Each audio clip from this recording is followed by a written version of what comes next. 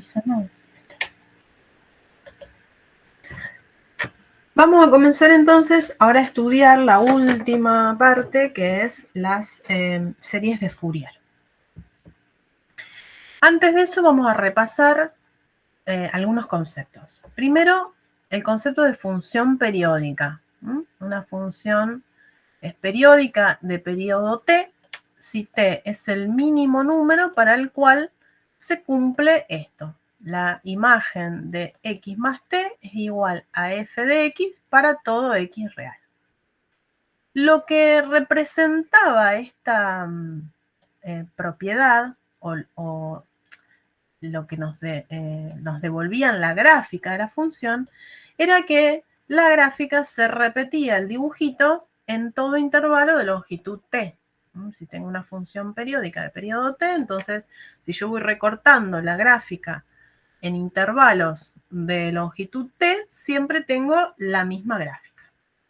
Eso pasa, por ejemplo, con la función seno, con la función coseno, que son funciones periódicas de periodo 2pi. Si yo me quedo con un intervalo de longitud 2pi, lo recorto, lo puedo ir trasladando 2pi y voy a obtener exactamente la misma gráfica.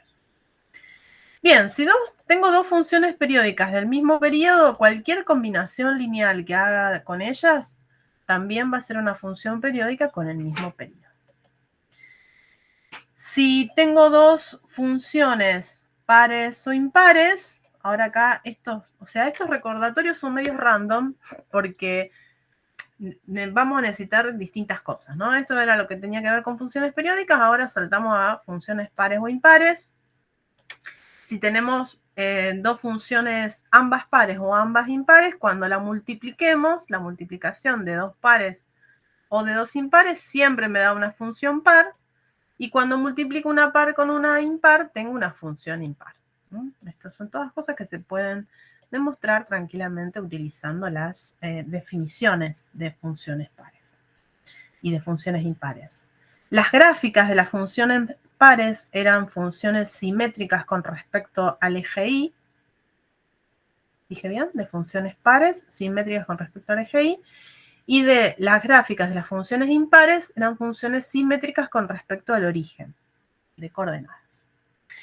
Y después tenemos acá la integración de funciones pares e impares. Entonces, cuando integro una función par en un intervalo simétrico, esto me da lo mismo que hacer dos veces la integral entre 0 y a, o lo que es lo mismo también, dos veces la integral entre menos a y 0. ¿Sí? Es como que puedo quedarme con la mitad, ¿sí? Y multiplicar por 2. Si una función es impar y la integro en un intervalo simétrico del origen, entonces esa integral me da 0. Estas son cosas que vamos a usar bastante. Bueno, vamos a definir entonces qué es una serie de Fourier. Una serie de Fourier de una función, vamos a necesitar una función periódica. En este caso le vamos a llamar al periodo 2p, simplemente por una cuestión que queden lindas las cuentas, nada más. En algunas bibliografías van a encontrar que en vez de P se llama T. Es lo mismo. Bueno, entonces, necesito una función periódica de periodo 2P e integrable en un intervalo que tenga longitud 2P. Entonces, el intervalo más, si quieren, más amoroso o más fácil de trabajar en cuestiones de números es el intervalo centrado en el origen menos pp, ¿no? Pero si, y además esto va a pasar con todas las funciones periódicas. Si yo tengo una función periódica, las propiedades que tenga esa función en un intervalo de longitud 2p, o sea, en un intervalo en donde tengo toda la información de la función acumulada, ¿no? Es como que, bueno, si yo me restrinjo a ese intervalo, ya conozco todo, conozco la gráfica, porque lo que sé que después ese gráfico en ese intervalo recortado la puedo trasladar o se repite, si quieren, entre comillas. Si es integrable en ese intervalo, ocurre lo mismo en cualquier otro, ¿no? O sea que como que en un intervalo, eso es lo bueno de una función periódica, en un intervalo tengo toda la información. En un intervalo de longitud del periodo, ¿no? La longitud de este intervalo es 2p. Bueno, entonces llamaremos series de Fourier a una serie que tenga esta forma. El A0 sobre 2 más, y ahora cada uno de estos términos no son otra cosa que una combinación lineal de senos y cosenos, en donde el A0, el AN y el B sub n son números reales llamados coeficientes, y vamos después a ver ahora cómo se calculan y qué tienen que ver con la F. El omega es la frecuencia, que se calcula haciendo 2pi sobre 2p, o sea que nos termina quedando pi sobre p. Bien. Y entonces, los coeficientes se obtienen de la siguiente manera. El A sub 0 es 1 sobre p y tengo que integrar entre menos p y p la función f. El A sub n, 1 sobre p, integral entre menos p y p de f de x por el coseno de n omega x. Y acá fíjense que me aparece un n, por lo tanto estos A sub n son números que dependen de n, por eso n va 1, 2, 3, ¿no? Recorre todos los naturales. Y la misma definición para el b sub n, nada más que en vez de tener f de x por seno, tenemos f de x por coseno. Bien. Entonces, las mismas preguntas que siempre. La serie obtenida con estos coeficientes, o sea, ahora acá me dan una función periódica integrable en un intervalo, yo calculo estos numeritos, me genero una serie y quiero saber, ¿esa serie es convergente? ¿En qué conjunto converge? ¿Y a qué función converge? Digamos, las preguntas básicas que nos venimos haciendo desde que empezó esta unidad. Bueno, entonces, primera cosa a tener en cuenta, que nos van a ahorrar porque ven que vamos a tener que calcular estos coeficientes, y como vimos acá que teníamos propiedades de las integrales cuando las funciones eran pares o impares, entonces van a ocurrir algunas cosas cuando nos encontremos con funciones pares o impares con los coeficientes, ¿no es cierto? Entonces la primera cosa que vamos a notar es que si tengo una función impar, la serie generada, sería la serie de Fourier de una función impar, periódica de periodo 2p, va a constar solo de senos. ¿Eso qué significa? Significa que el A sub n y el A sub 0 van a valer 0. Por las propiedades que tiene la integral. Y si la función es par, la serie va a quedar generada solo por cosenos. Eso significa que los b sub n son los que van a valer 0, y el a sub 0 y el a sub n vamos a tener que hacer las cuentitas para calcularlos. Eso lo vamos a utilizar cada vez que tengamos oportunidad. Lo vamos a utilizar porque así nos vamos ahorrando cuentas. Bueno, acá está. Profe, Sí. entonces, si la función es impar, ¿se anulan los coeficientes a sub 0 y a sub n? Sí. Ok. Mira que es lo que está escrito acá muy sencillito. Si tengo una función periódica de periodo 2pi integrable en intervalo menos p y p impar, entonces vamos a comenzar calculando el a sub 0. Cuando tenemos que calcular el a sub 0, ¿qué va a pasar? Voy a tener que, por definición, esto es 1 sobre p integral entre menos p y p de f de x, diferencial de x. Y entonces voy a tener la integral de una función impar en un intervalo simétrico. Y eso acabamos de recordar, se hace por sustitución, una forma sencilla, que es 0. Entonces el a sub 0 me va a dar 0. Cuando voy a calcular el a sub n, ¿qué tengo ahora que integrar? Integral entre menos p y p de f de x por el coseno de n omega x. Ahora, esta función, la f, es una función impar. Y la función coseno de n omega x, o sea, ¿cuál es la gráfica de esa función? Es una función trigonométrica en base al coseno, y ese n por omega lo único que hizo fue que cambió el período de la función. Me cambió la cantidad de onditas que me entran en 2pi, pero nada más, o sea, no hay otro cambio en la gráfica de la función, o sea que esa función va a seguir siendo simétrica con respecto al eje y, por lo tanto va a ser una función par, ¿sí? Y entonces, cuando multiplicábamos una función impar por una función par, eso me devolvía una función impar. Por lo tanto, voy a estar integrando en un intervalo simétrico menos pp una función impar. Y eso, por las propiedades de la integral, sabemos que es 0. Por lo tanto, tanto el a sub 0 como el a sub n me van a dar 0. Ya de movida. Con el b sub n, bueno, lo único que puedo decir es que va a ser 2 veces la integral entre 0 y p, porque ahora voy a tener la multiplicación acá en el integrando, la multiplicación de la función impar por otra función impar. Impar por impar me va a dar par. Bueno, cosa análoga, por eso se los dejo como ejercicio, si la función es par, ¿no? Bueno, entonces, vamos con el primer ejemplo. El primer ejemplo es sencillito. Tenemos la función periódica de periodo 2, definida de esta manera, vale 1 cuando x está entre menos 1 y 0, y menos 1 si x está entre 0 y 1.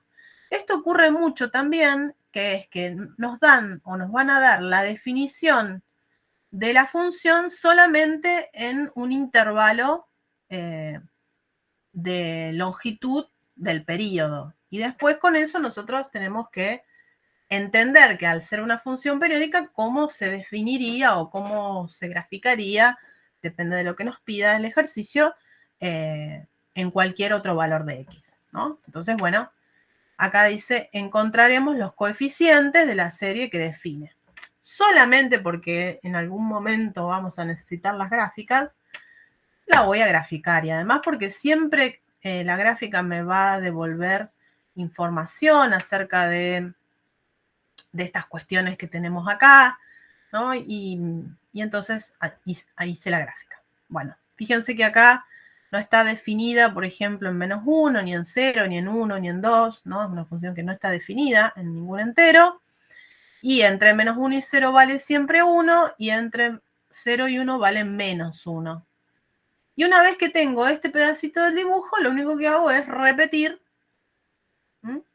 tanto para la derecha como para la izquierda, algunas cantidad de veces como para tener más o menos una idea de cómo es la gráfica de la función, ¿no? Bien, fíjense que tenemos, lo primero que vemos en la gráfica o que podemos anotar acá haciendo las cuentas, es que esta es una función impar, ¿no?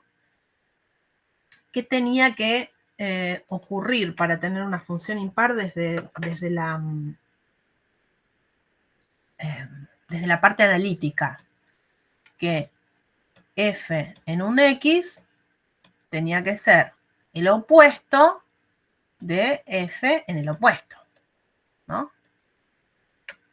Bueno, entonces, cada vez que yo tenga un x acá, ¿no? El opuesto va a estar de este lado, y los valores de las imágenes me dan opuestas. En este lado me da 1, de este lado me va a dar menos 1. ¿Sí?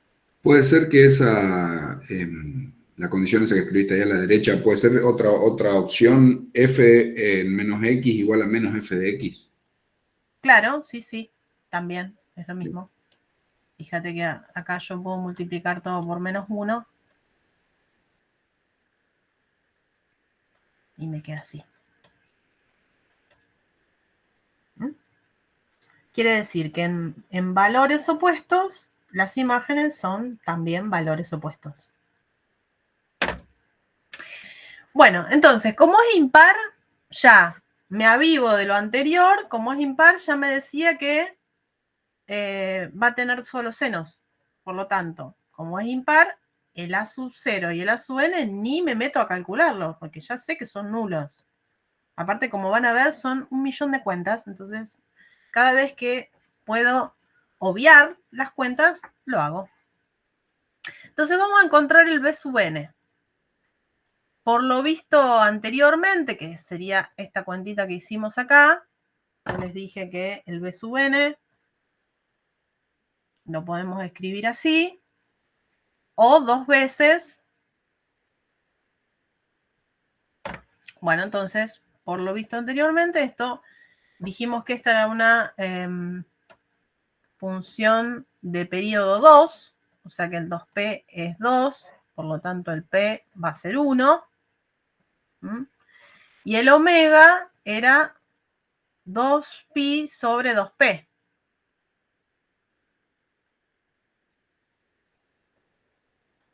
O sea que va a ser 2pi sobre 2, me va a dar pi.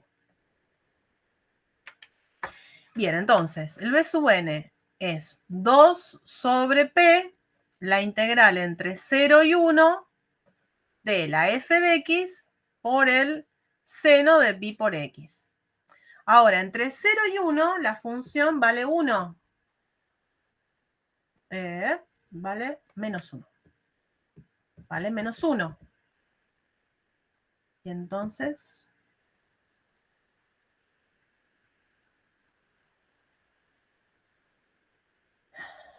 acá lo habré escrito mal o me habré olvidado este menos. Bueno, vamos a ir haciendo las cuentas por las dudas.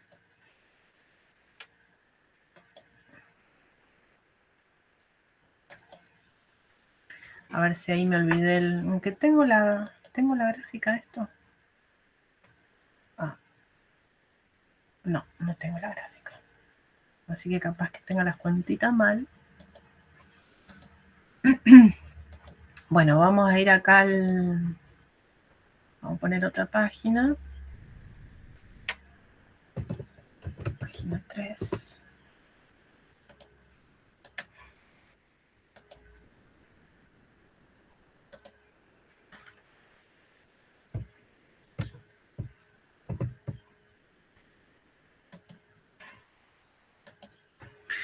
Bueno, entonces, habíamos dicho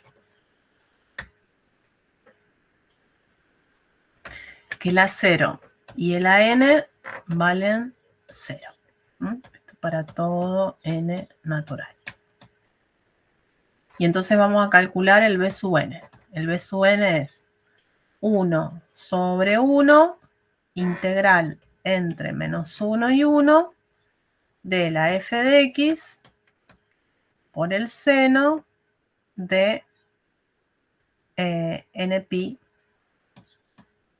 por x, ¿no? Porque el omega habíamos dicho que era 2pi sobre 2p, o sea, 2pi sobre 2.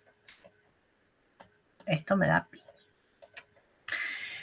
Acá, si recordamos un poquito lo que vimos atrás, la f de x valía 1 para cuando estoy entre menos 1 y 0, y menos 1 cuando estoy entre 0 y 1. Quiere decir que esta integral, para poder calcularla, la tengo que dividir en 2, porque la función f tiene distintas expresiones algebraicas según estoy con x entre menos 1 o 0 o entre 0 y 1. Por lo tanto, una buena técnica, al ser esta una función, dijimos que era una función impar, y esta ser una función impar, y impar por impar me da una función par, entonces suele ser un buen recurso ahorrar tiempo y escritura y poner que esto es 2 veces la integral entre 0 y 1. Y entonces ahí ya me ahorro un asuntito, ¿no? La f de x era menos 1.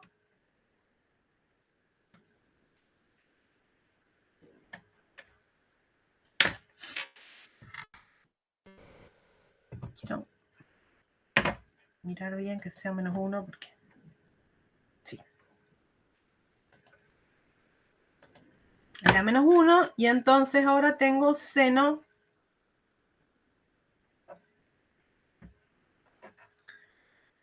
seno de n pi por x diferencial de x.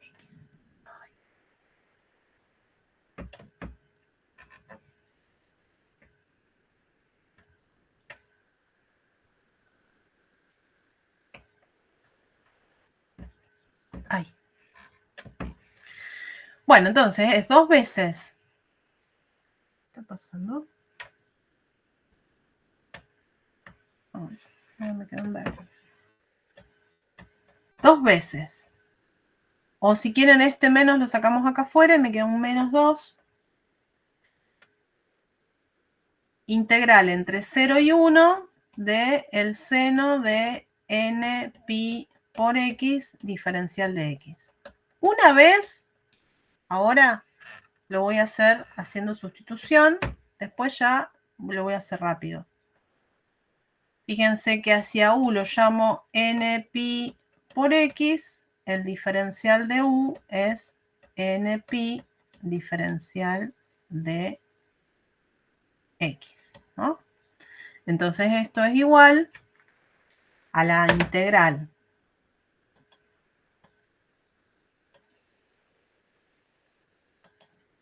ahora quiero volver al negro, a la integral de menos 2, integral de seno de u.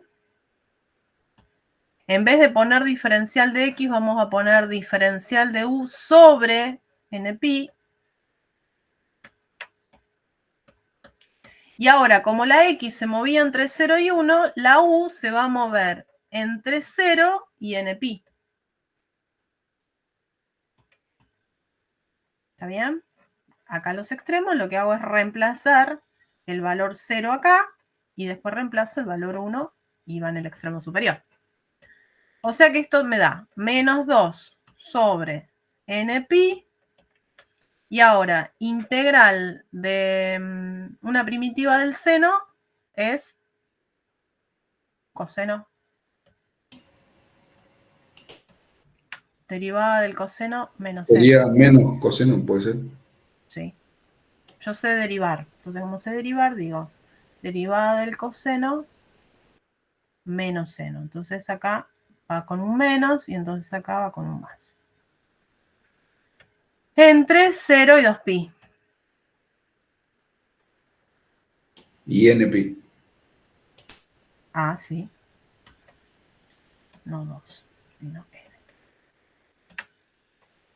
Bueno, y entonces esto me da 2 sobre npi coseno de npi menos coseno de 0.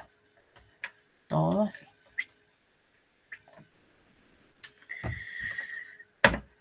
Bueno, o sea que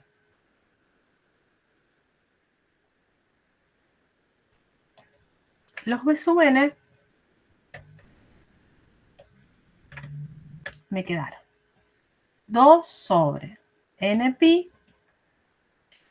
Ahora vamos, el coseno de 0 es 1. Y ahora vamos a reescribir el coseno de npi. ¿Se acuerdan que en algún momento de la vida les dije que teníamos que recordar algunos senos y cosenos importantes? Por ejemplo, coseno de npi, que era menos 1 a la n. El seno de npi es 0. Para todo n natural, ¿no? También tendríamos que tener a mano como el coseno de npi sobre 2. En algún momento puede aparecer. Y el coseno de npi sobre 2. Que también en algún momento puede aparecer. Estos tienen una definición, o sea, no una definición, sino una forma de escribirlos un poquito más complicadita. Bueno, entonces acá le vamos a poner menos 1 a la n. Y entonces quiere decir que los b sub n van a valer 0, fíjense, cuando n es un número par, porque cuando n es un número par, esto me da 1, 1 menos 1, 0, o sea que 0 cuando n es par. Y después, cuando n es impar, me va a dar menos 2. O sea que acá voy a tener un menos 4 sobre n pi cuando n es impar.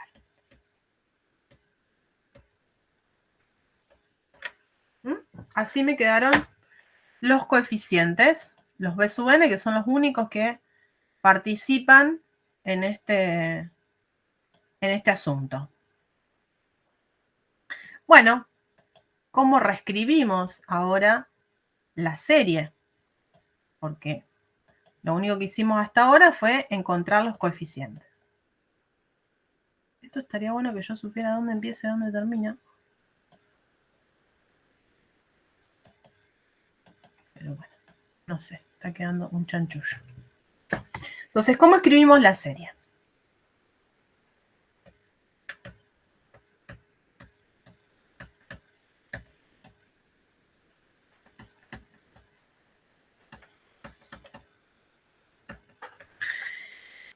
El a sub n y el a sub 0 valen 0. O sea que no van a aparecer en la sumatoria. Van a aparecer la sumatoria solamente con, vamos, en vez de ponerle n, le vamos a poner k. Bueno, ya vemos que le ponemos de unos coeficientes acá por el seno de algo, ¿no? Vamos, lo voy a escribir así. Primero, con seno de 1 infinito de cada uno de los b sub n por el seno de n pi por x. ¿No? El n y el pi lo vamos a dejar en negrita porque son los que van a sobrevivir igual. Ahora, resulta que yo, ¿para qué voy a escribir todos los b sub n si solamente los que me van a aportar algo a la suma son los n impares? Entonces yo le voy a decir, mira, no me contés acá todos los n, contame solamente los impares. Y para que me cuente acá solamente los impares, lo que vamos a hacer es decirle, bueno, acá quiero que sobrevivan solamente los impares.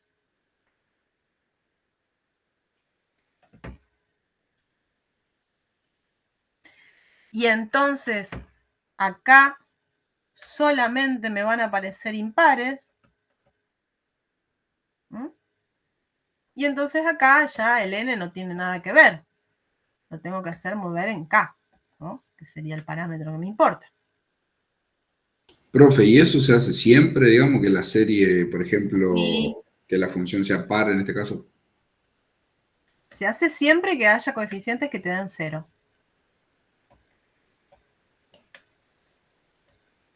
Porque puede ser que la función sea impar y que estén todos los b sub n. Entonces, ¿se entiende lo que digo? No.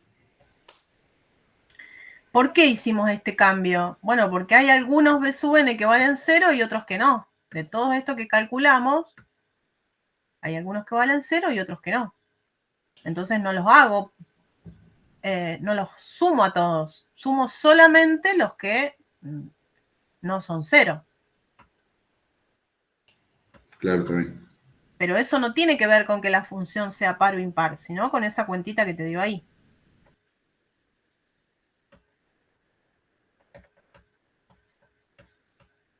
Puede ser que la función no tenga ninguna paridad y que igualmente pase eso. Bueno, y entonces los b ahora lo escribo como menos 4 sobre... Ahora en vez de poner el n, no los tengo que poner todos porque acá solamente vale para los n impares por pi. Entonces me va a quedar menos 4 sobre 2k menos 1 todo por pi. Ahí me quedó entonces el desarrollo de la serie de Taylor.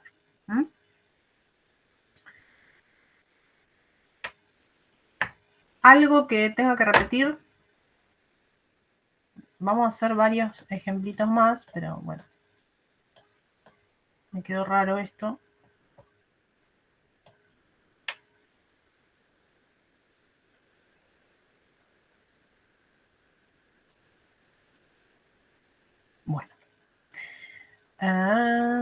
Vamos.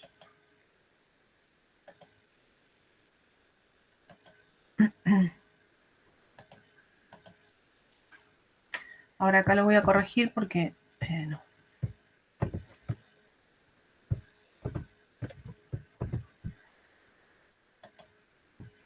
Después le voy a pasar el corregido. Porque tengo malos números ahí. Porque me comí un menos.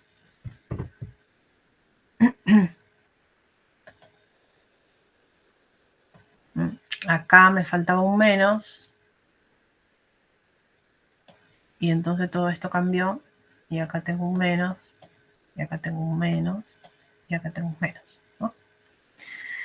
Bueno, vamos con el segundo ejemplo. Ahora tenemos la función que vale 0 cuando x está entre menos pi y 0 y x cuando x está entre 0 y pi.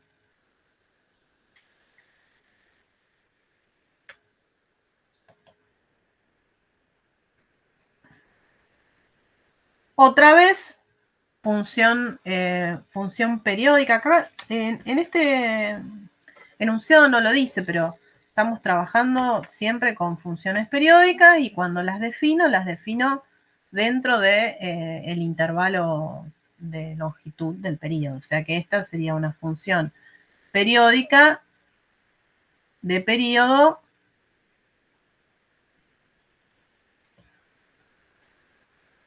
eh, 2pi. Porque está definida entre menos pi y pi.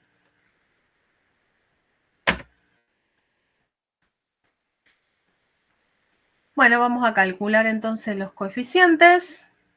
Acá no tenemos ninguna paridad. Si hacemos la gráfica, a ver, voy a poner toda la pantalla así. Me puedo ir de una cosa a la otra.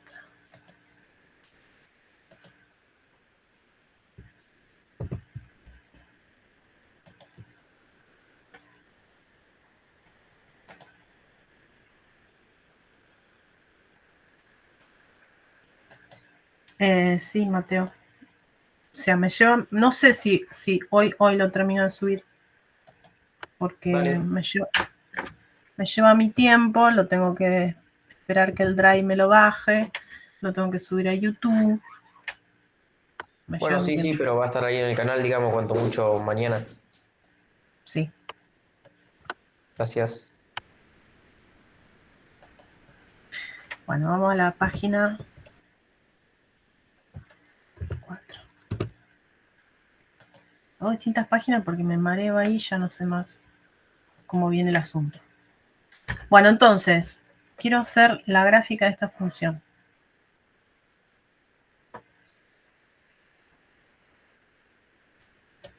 Que es lo que vamos a hacer en papel nosotros en el examen, ¿no?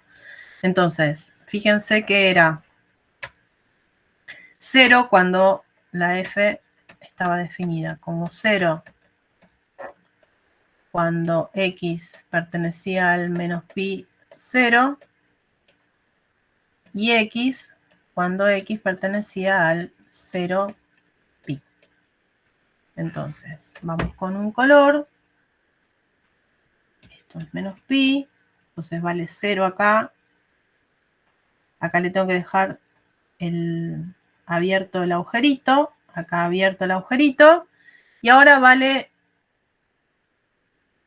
x entre 0 y pi.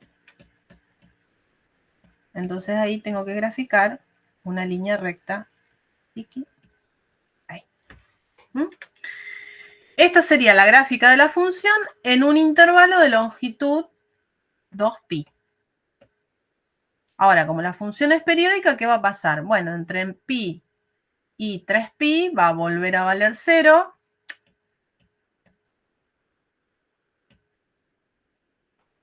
Entre 3pi y 4pi va a volver a valer, va a volver a tener esta gráfica, no va a volver a valer x, ¿no? Porque la ley no necesariamente es la misma. Acá continuamos.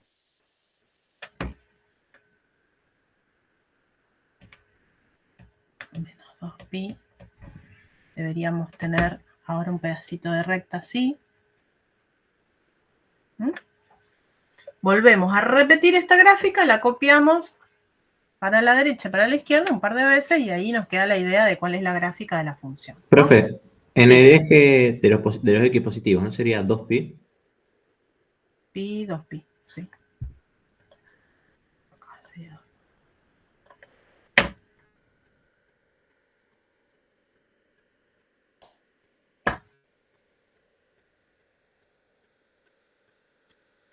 Bien.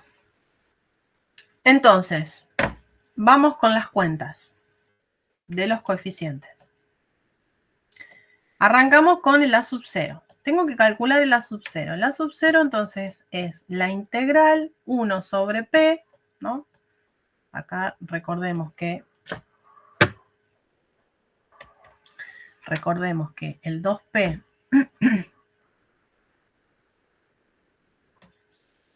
el 2P era 2pi, por lo tanto el P vale pi, y el omega, que era 2pi sobre 2P,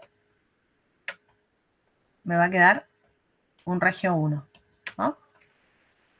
Bien. Entonces, ahora vamos a calcular el A sub 0.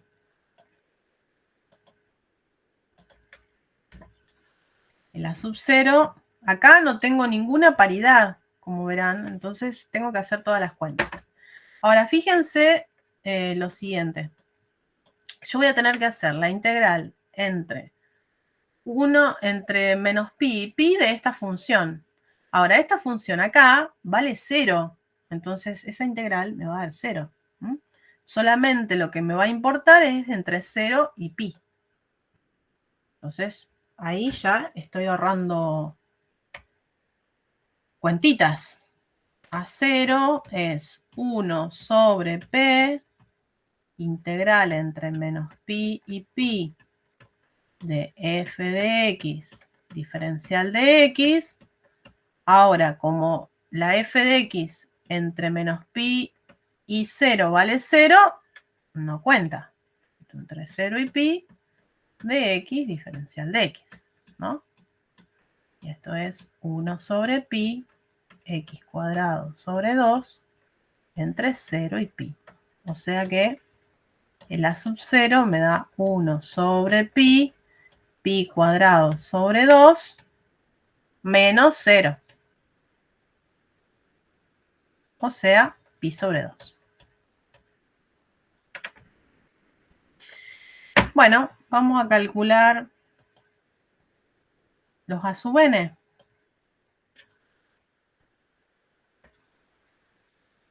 Los A sub n entonces son 1 sobre pi, integral entre menos pi y pi de f de x por el coseno de n omega x. El omega habíamos visto que era 1.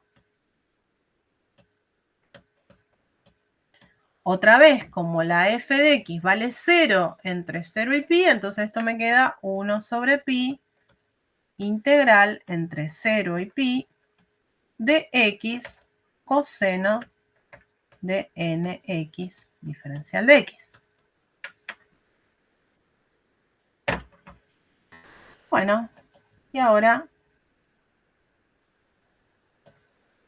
el viejo y querido partes. El 1 sobre pi me queda acá. Para integrar esto, integro por partes. Si quieren acá hacemos, yo necesito hacerme esto. El u es x. El diferencial de b es coseno de n por x. El diferencial de u es 1. Y el b es seno de n pi, derivada del seno coseno. Entonces, sobre nx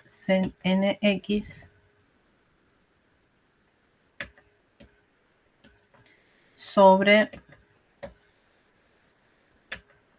n, ¿no? O sea, cuando derivo esto, derivada del seno me da coseno de nx por la derivada de lo que está acá, que es n, se me simplifica con esto y me da solo el coseno. Bueno, yo como sé solo derivar, entonces necesito siempre corroborar derivando. Entonces, bueno, tengo 1 sobre pi, u por b. Ahora aplicamos la regla de la regla de la integración por partes. Me va a quedar u por b, x por el seno de nx sobre n entre 0 y pi, menos la integral entre 0 y pi de la multiplicación de estos dos, o sea, del seno de nx sobre n diferencial de x. Bueno, fíjense lo siguiente. Nosotros acá tenemos que evaluar esta función en pi y en 0. Porque recuerden que acá el a sub n es algo que va a quedar dependiendo de n. Las x todas van a volar. Bueno, entonces esto lo tengo que evaluar en pi y en 0. Cuando lo evalúe en pi me va a quedar pi por el seno de n pi. Y el seno de n pi acabamos de recordar que era siempre 0 para todo n. O sea que cuando evalúe en pi, este término se me va a ir. Y cuando evalúe en 0, acá me va a quedar 0 por el seno de 0, que también es 0. O sea que todo este término es 0.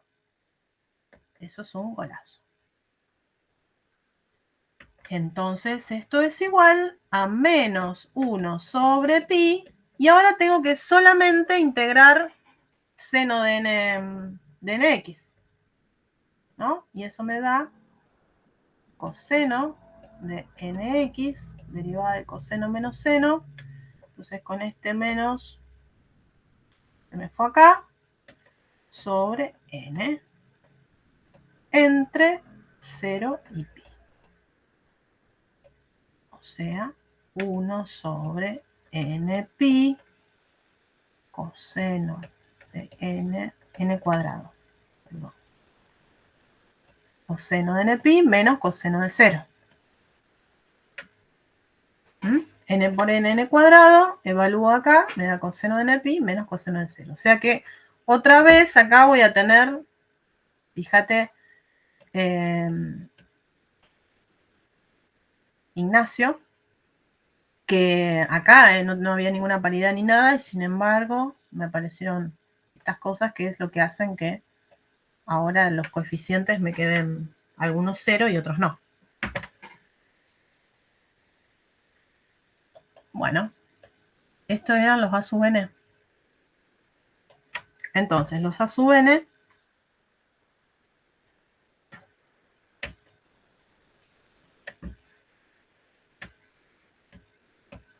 van a valer. Cuando n es par 0 y 2 sobre n cuadrado por pi, ahí.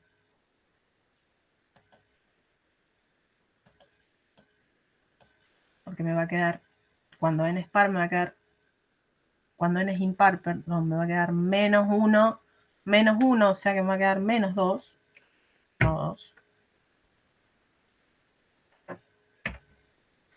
Menos 2, n cuadrado pi, cuando n es impar.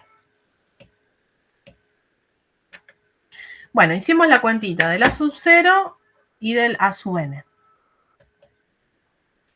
Cosa semejante, acá fíjense que tienen todas las cuentas hechas. Cosa semejante me va a pasar con el b sub n. ¿No? Voy a tener que integrar entre 0, entre menos pi y pi, la f de x por el seno de nx. Otra vez me voy a quedar con la integral entre 0 y pi. Bueno, aplico partes y termino llegando a este valor haciendo las cuentas correspondientes. En definitiva, la serie nos va a quedar así, ¿no? Fíjense que estos son los B y estos son los A. En los A solamente estoy contando los impares, por eso es que me aparece 2K menos 1, coseno de 2K menos 1. Y en los B estoy contando todos, ¿no? En los A solo los impares y en los B todos. Y bueno, y acá está la sub-0. Bien. A todo esto, para poder saber o poder estudiar un poco acerca de la convergencia, porque hasta ahora lo que hicimos son un montón de cuentas y lo bueno sería que esta serie sea convergente, que converja a algo que nos sirva después para aproximar, porque si no, es un montón de trabajo inútil. Entonces, para eso empecé a graficar algunas sumas parciales. ¿Qué sería graficar algunas sumas parciales? Bueno, lo mismo que estuvimos haciendo hasta ahora cada vez que queríamos hacer algo con las sumas parciales. Pongo el k igual a 1 y grafico esto más pi sobre 4. Cuando k sumo con k entre 1 y 2, tengo la segunda suma parcial, ¿no? Voy a tener que sumar 2 términos de estos. Y así sigo. Eso lo hice con el Scilab. Ahora les voy a mostrar también que tengo uno hecho en GeoGebra. Y me fueron quedando las gráficas así. La rojita es la función f y las azules son las distintas sumas parciales. Entonces, la primera nos quedó para cuando sumo pi sobre 4 más el primer término. Esta es la segunda, ¿no? Fíjense cómo, esta es la primera y miren que solamente iba a tener un término con senos y cosenos, ¿no? Entonces queda bien senoidal el asunto. Después cuando le empiezo a agregar términos en donde ahora van a empezar a cambiar las frecuencias de estas cosas, entonces ya los dibujitos empiezan a ser más raros, ¿no? Y hasta miren esta en donde prácticamente en todo este sector se pega bastante a la gráfica de la función f. Les quería mostrar este que tengo hecho en GeoGebra, que está bueno porque tiene un deslizador. Esto está en la última, pero bueno, entonces ese sería el primero, que sería pi sobre 2. Y después le empiezo a agregar términos. Con un término me queda eso, con 2 términos, con 3. Y así, miren cómo va quedando la cuestión, ¿no? Fíjense que en todas estas zonas los gráficos se van como aproximando, obviamente siempre con una forma senoidal, se van aproximando a la función f, y donde tenemos algunos problemas es en los saltos, ¿no? Esta función f tiene discontinuidades de salto acá, y entonces, bueno, ahí es donde vemos que obviamente las cosas que estamos sumando son cosas continuas, y lo que queremos, la función f con las que nos formamos esta serie, tiene discontinuidades. Entonces, bueno, ahí en las discontinuidades están pasando cosas raras.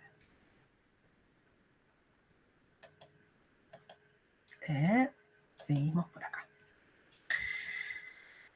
Después, en el aula, en donde está lo del laboratorio, les voy a poner el script para hacer estas grafiquitas. Bueno, vamos ahora un poquito más allá a ver otra propiedad que tienen las funciones periódicas, que es la siguiente. Primero se los voy a decir en forma coloquial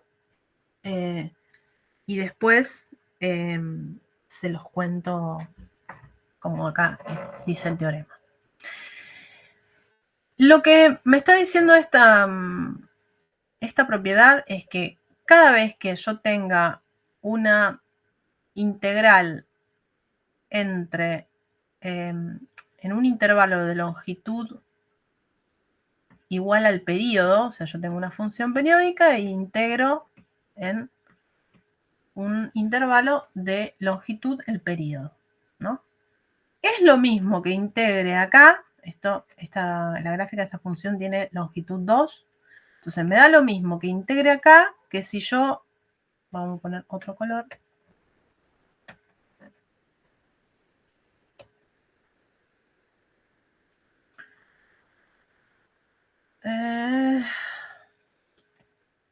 Sí, ¿por qué no me aparece?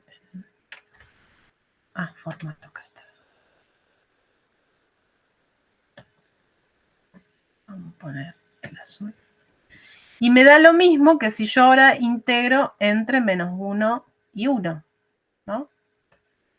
Fíjense que cuando integro entre menos 1 y 1, esta partecita azul es exactamente igual a esta partecita verde. Y puedo hacer entonces la integral entre menos 1 y 1 o entre 0 y 2, y eso me va a dar exactamente lo mismo. Que es lo que está diciendo acá este lema, ejercicio, no sé. Eso, ¿para qué lo vamos a utilizar? Bueno, porque no siempre me van a dar, está demostrado, no siempre me van a dar la función definida en un intervalo simétrico, porque yo necesito, para poder hacer los coeficientes de la serie de Fourier, según vimos en las definiciones, la ley de la función, porque es ahí donde tengo que integrar, en un intervalo simétrico alrededor del origen, ¿no? Necesito una función periódica de periodo 2P y necesito tener la ley entre menos P y P para poder hacer estas cuentitas. ¿Qué pasa si no me dan la ley en un intervalo simétrico como pasa acá?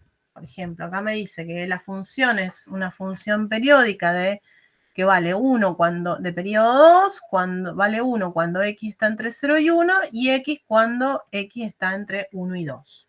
Entonces, si vemos...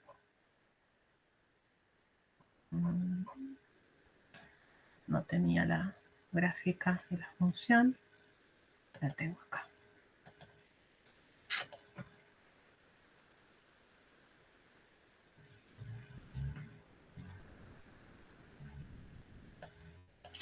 La gráfica de la función es la función rosa, ¿no? Entonces, entre 0 y 1 vale 1 y entre 1 y 2 vale x.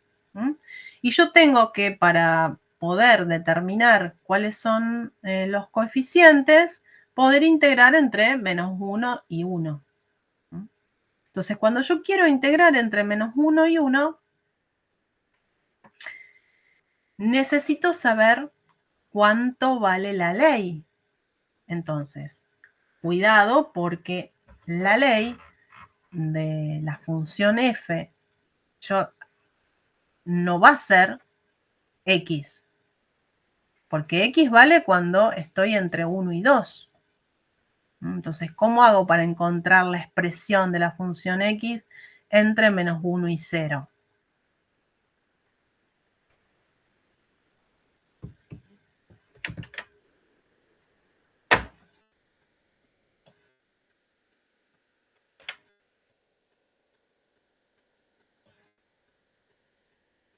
Me dice que es x cuando estoy entre 1 y 2. Entonces, pero acá, no, cuando la f es menos 0,5, me está dando 1,5. ¿Sí? Bueno, entonces tendré que encontrar la expresión de la ley de la función f entre menos 1 y 0. Gracias a, en este caso no es nada sencillo, no es nada difícil, quiero decir, porque son funciones, es un pedacito de recta, o sea que encontrar la ley de un pedacito de recta entre menos 1 y 0 es una cosa que podríamos hacer. Pero se podría complicar el asunto. ¿Y para qué vamos a hacer eso si nosotros acá tenemos este teorema en donde me dice que la integral entre menos 1 y 1 de la f de x es lo mismo que la integral entre 0 y 2, porque acá tengo otro intervalo de longitud 2pi, de longitud 2, que es, perdón, que es el periodo de la función. Entonces, en vez de integrar entre menos 1 y 1, integro entre 0 y 2, ahí sí tengo la ley de la función, ahí sí sé cuánto vale, Y entonces puedo calcular los coeficientes sin ningún inconveniente. De la misma manera. Y acá están todas las cuentitas de los coeficientes. En donde la serie nos queda escrita de esta manera. Acá les dejo las gráficas, a diferencia de lo que hice en el otro dibujito, que puse todas las gráficas de las distintas sumas parciales en distintos gráficos. Acá las puse todas juntas, para ver cómo se van moviendo. Por eso tienen distintos colores. Bueno, vamos entonces a la convergencia. Por lo que podemos ver acá, en estos dibujos, si quieren, vamos a este, que tenemos más términos. Miren cómo, a medida que voy agregando términos, cómo se va pegando cada vez más, ¿no? Son esas funciones senoidales, cada vez se van pegando más a la función rosa. Entonces, por lo que estamos viendo acá, la convergencia dentro de estos puntos, que son los puntos de continuidad de la f, funcionan bastante bien, ¿no? Si yo tuviera que aproximar la función entre 0 y 1, y bueno, con estas cuentitas vengo bastante bien. Los problemas surgen acá en los saltos. Entonces, fíjense, el teorema de convergencia me dice lo siguiente. Si tengo una función periódica de periodo 2p, y esa función f tiene la particularidad o las propiedades de que tanto f como su derivada son ambas seccionalmente continuas. Ser seccionalmente continuas significa que tienen un número finito de discontinuidades evitables o inevitables de salto finito. ¿Sí? Las evitables eran las que eran agujeritos, y las inevitables de salto finito quiere decir que los límites a derecha e izquierda del punto en donde se da la discontinuidad existen. Lo que pasa que, bueno, son distintos. Si ocurre esto, entonces la serie de Fourier es convergente y existe la función suma, y además este teorema me dice cómo encontrarla, la función suma. Me dice, si estás en un punto de el menos pp donde la función es continua, entonces la función suma y la f valen lo mismo. Si estás en un punto de discontinuidad de la función, o sea, una discontinuidad evitable o una inevitable de salto finito, la función suma vale el promedio de los límites laterales. Esto quiere decir límite lateral por derecha y este límite lateral por izquierda. Bueno, entonces vamos a analizar el ejemplo anterior, la convergencia. Obviamente acá tenemos la gráfica de la función f, que valía 1 cuando x estaba entre 0 y 1, y x cuando x estaba entre 1 y 2. Esta era es una función seccionalmente continua, ¿sí? Vemos que las discontinuidades que tienen, acá tengo una discontinuidad que es una discontinuidad evitable, acá tengo una discontinuidad que es una discontinuidad de salto, y acá tengo una discontinuidad que es una discontinuidad de salto finito, ¿no? O sea que tiene 3 discontinuidades en el intervalo 0, 2, y ellas cumplen con las condiciones para decir que la función f es seccionalmente continua. Cuando analizamos la derivada va a ser, en todos estos puntos donde tengo agujeritos, no va a ser derivable. Entre 0 y 1 va a valer 0 la derivada porque ahí es constante, y entre 1 y 2 va a valer 1 porque ahí valía x. Entonces, la función derivada nos queda así. Vale 0, acá vale 1, en todos estos puntos no existe la derivada porque la función no era continua, o sea que si no es continua no es derivable. Y bueno, y después lo que hice también es, la derivada va a resultar también periódica. Bien, o sea que esta es la función f', que es claramente seccionalmente continua, ¿no?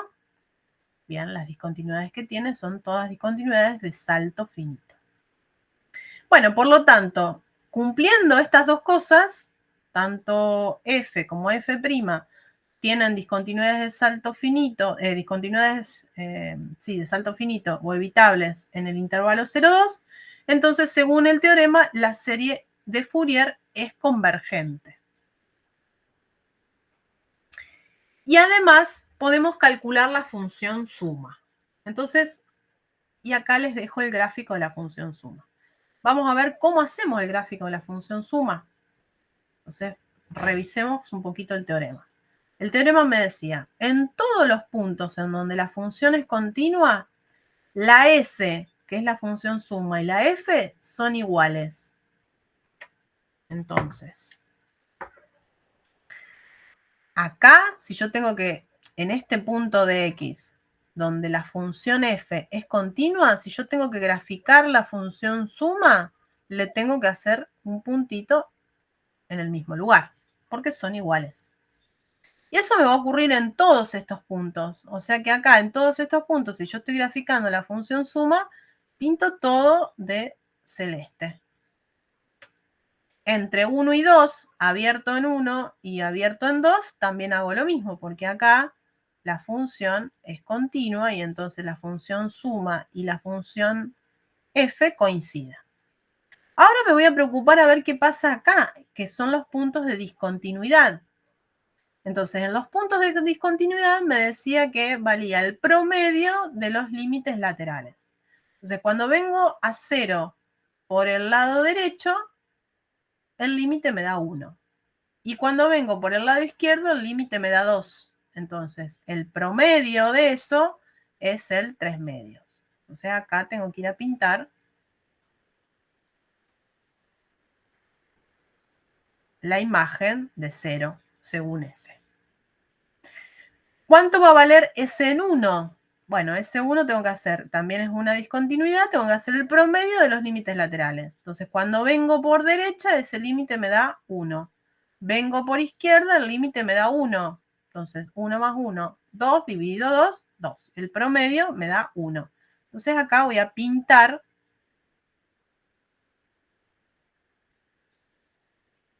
y acá en 2 me va a pasar cosa parecida a lo que me pasó ahí en el 0.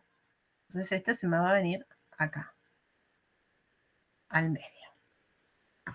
Por lo tanto, así, utilizando el teorema, es que graficamos la función suma.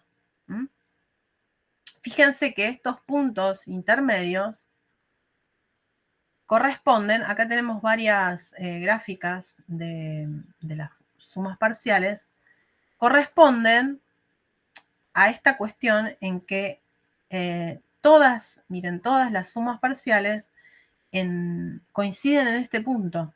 ¿Ven? ¿Ven como acá hay una coincidencia de las sumas parciales? A ver si en el GeoGebra que sea un poquito más grande. Para eso tengo que poner...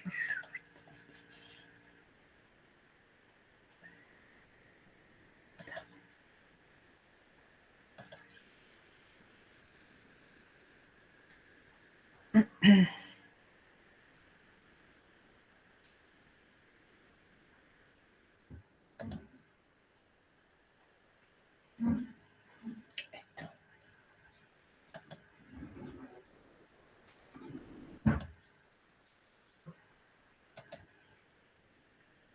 No, ¿será que acá tengo que poner?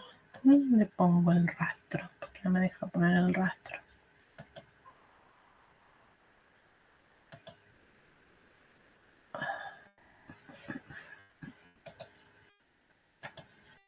A ver, propiedades. Acá, mostrar rastro. Quiero que me las dibuje todas sin que se vayan borrando, ¿ven? Ahí está. ¿Ven cómo todas coinciden acá? Y eso, si notamos, no es otra cosa que el 1,5, ¿no? Que es el punto, el promedio entre estos dos valores. Bueno, entonces a eso lo que estamos viendo gráficamente es lo que ocurre, lo que nos dice el teorema que va a ocurrir. Bueno, ¿qué nos faltaría ver? O sea, ¿qué estuvimos haciendo hasta ahora? Nos dieron una función periódica de periodos P integrable y encontramos la serie de Fourier que ella define.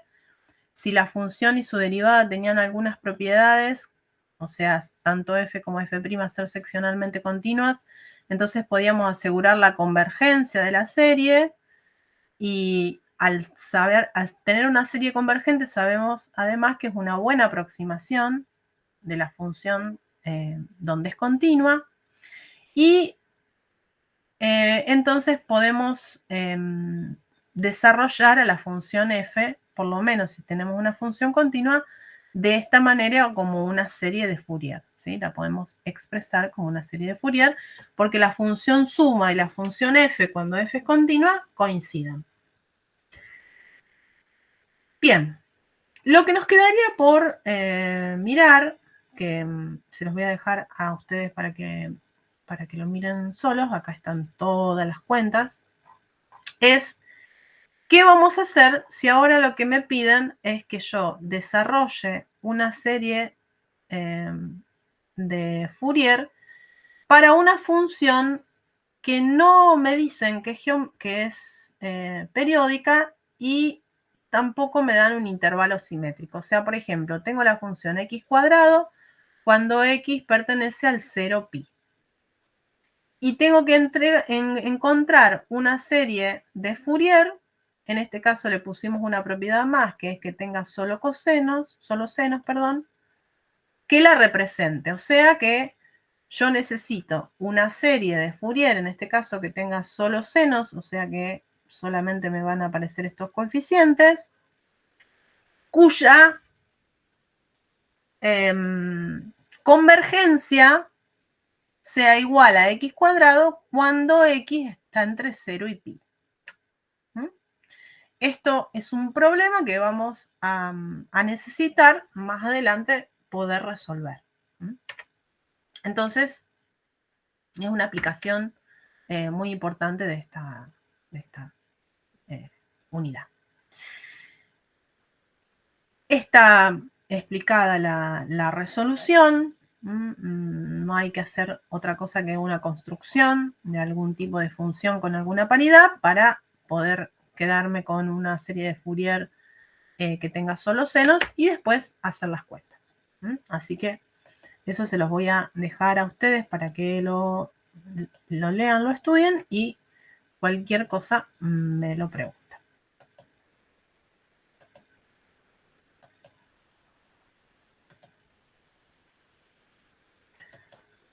¿Alguna